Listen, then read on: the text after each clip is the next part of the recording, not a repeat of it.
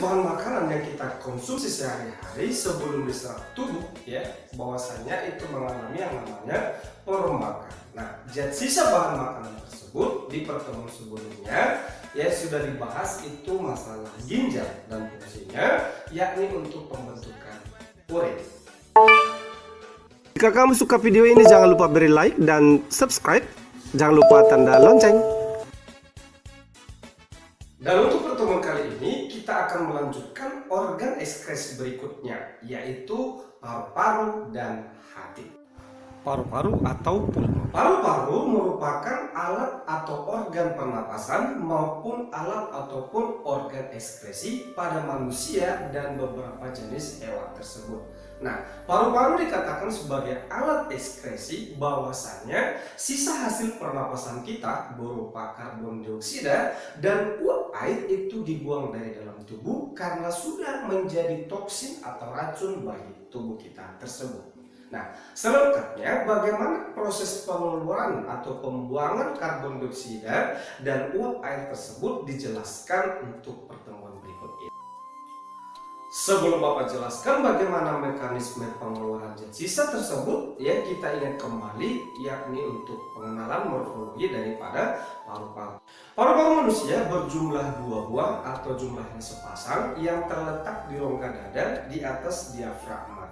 Nah, bahwasanya paru-paru kanan itu berbeda dengan paru-paru kirinya secara jenis beratnya ataupun dari segi jumlah lobusnya.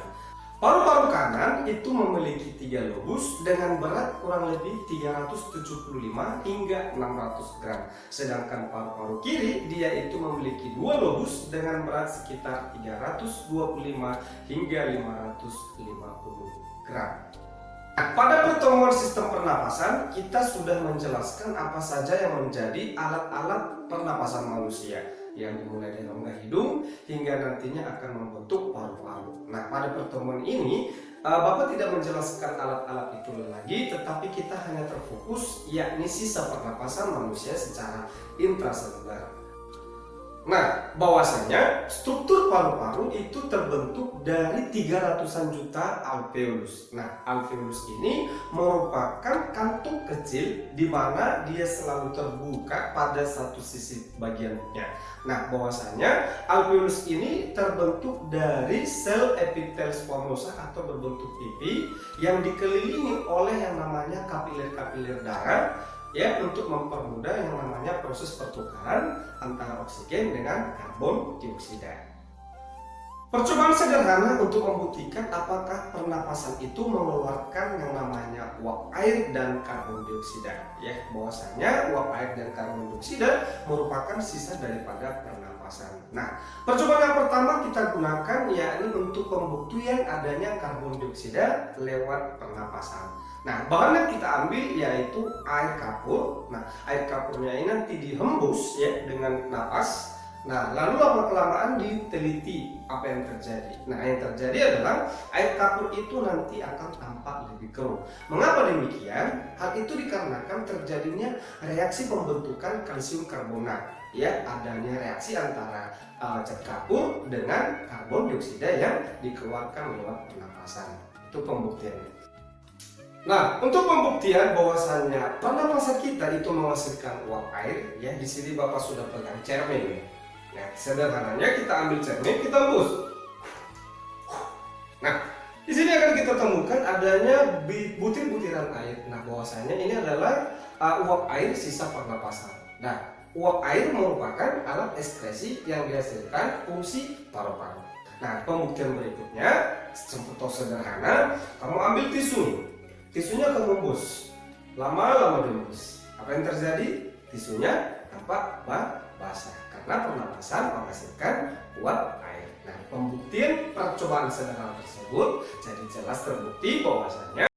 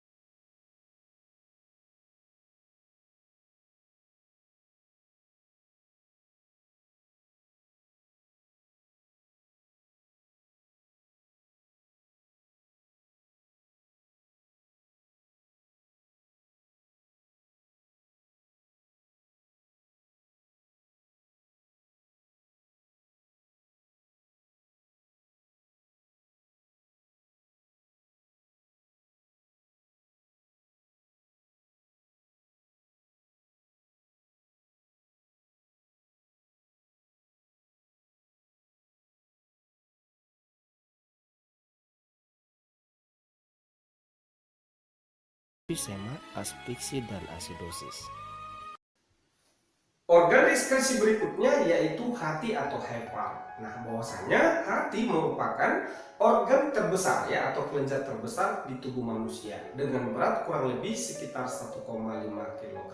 Nah, bahwasanya hati terletak di rongga perut, tepatnya sedikit di atas diafragma ya, sebelah kanan. Nah, bahwasanya hati itu berwarna kecoklatan dan hati ini merupakan kelenjar pencernaan sekaligus alat ekskresi. Nah, bagaimanakah fungsi daripada hati sebagai alat ekskresi? Ya, jawabannya adalah bahwasanya hati ini penghasil yang namanya zat pigmen. Pigmen apa? Pigmen empedu. Nah, pigmen empedu ini merupakan salah satu zat sisa yang harus dibuang dari dalam tubuh. Selain zat pigmen empedu, juga nanti terdapat ada amonia, kemudian urea.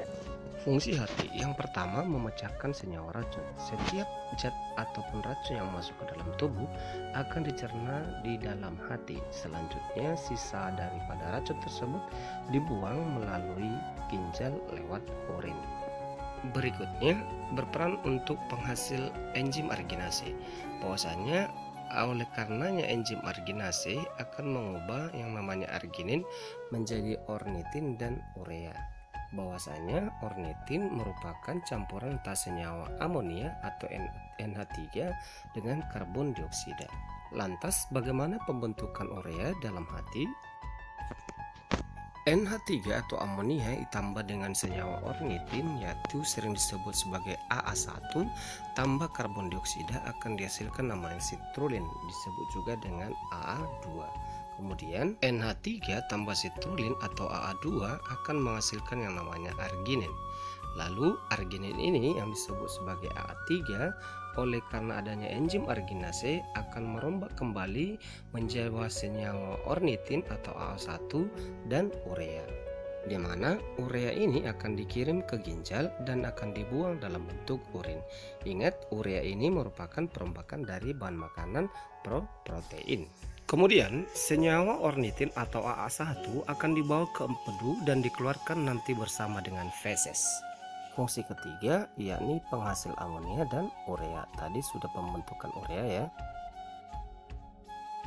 Fungsi yang keempat yaitu membentuk empedu. Bahwasanya bahan makanan yang kita konsumsi pada umumnya yang berupa protein nanti membentuk garam empedu dan asam kualat. Bahwasanya setiap lemak nanti akan dirombak oleh enzim lipase untuk membersihkan lemak menjadi asam lemak dan gliserol. Kelima, penimbun zat makanan. Zat makanan berupa karbohidrat nanti diserap tubuh dalam bentuk glukosa. Nah, glukosa yang berlebih atau glukosa atau gula darah meningkat disimpan dalam bentuk glikogen. Glikogen akan dirombak kembali oleh insulin untuk mengatur kadar gula darah. Fungsi keenam yaitu merombak sel darah merah. Bahwasanya dalam sel darah merah terdapat hemoglobin Hb yang nantinya dirombak menjadi zat besi, globin dan hemin. Hati merupakan organ ekskresi yang menghasilkan yang namanya cairan empedu kurang lebih sekitar 800 hingga 1000 ml setiap harinya. Empedu merupakan cairan berwarna hijau, terasa pahit dengan pH sekitar 7 hingga 7,6, dihasilkan dari perombakan hemoglobin di dalam eritrosit dan disekresikan ke dalam duodenum atau usus 12 jari. Kandungan empedu berupa air, kolesterol, garam empedu seperti natrium, kalium, lecitin, kemudian ada ion tertentu serta pigmen empedu, zat empedu berupa bilirubin dan biliverdin. Adapun fungsi empedu yang pertama membantu merombak lemak dengan cara mengemulsikan lemak. Nah, bahwasannya yang kedua mengaktifkan enzim lipase, membantu absorpsi lemak di usus, dan yang terakhir adalah mengubah zat yang tidak dapat larut di dalam air menjadi dapat larut. Berikutnya getah empedu. Getah empedu terdiri dari garam empedu dan pigmen empedu. Garam empedu nanti berperan mengemulsi lemak, pigmen empedu nanti memberi warna pada urin dan feses. Proses perombakan hemoglobin di dalam hati. Bahwasanya di dalam eritrosit terdapat hemoglobin. Hemoglobin nanti dalam hati dirombak menjadi 3 komponen besar, yaitu hemin, zat besi, dan globin. Hemin diubah nanti menjadi pigmen empedu yaitu bilirubin dan biliverdin. Bilirubin nanti dioksidasi menjadi urobilin untuk menghasilkan warna kuning pada feses dan urin. Sedangkan biliverdin nanti untuk pemberi zat warna empedu yang disalurkan nanti ke kantong empedu. Kemudian zat besi yang disimpan diambil dan disimpan di dalam hati. Globin nanti dimanfaatkan untuk pembentukan hemoglobin baru dan digunakan dalam metabolisme protein. Coba perhatikan urobilin yang dihasilkan dari biliverdin. Urobilin itu berada tepatnya sudah di usus besar. Nah, di dalam usus besar nanti urobilin itu atau urobinogen nanti dibentuk menjadi urobilin dan sterkobilin. Urobilin lah nanti yang memberi warna kuning pada urin dan sterkobilin nanti yang memberi warna kuning atau kecoklatan pada feses. Gangguan pada hati. Gangguan hati sudah banyak kita bahas di sistem pencernaan. Namun untuk sistem ekskresi kita bahas yang pertama, penyakit hati atau lever. Dapat terjadi akibat infeksi virus, amuba penyebab disentri, cacing tertentu, plasmodium penyebab malaria, dan toksoplasma. Kedua, sirosis hati atau kirosis. Berubahnya sel-sel hati menjadi jaringan ikat fibrosa sehingga kehilangan fungsi. Penyebab sirosis umumnya akibat minuman keras, hepatitis B, dan hepatitis C. Ketiga, hemokromatis, yakni penyakit kelainan genetik yang menyebabkan tubuh terlalu banyak menyerap zat besi dari makanan sehingga zat besi tersimpan dalam organ tertentu seperti hati, jantung, dan pankreas.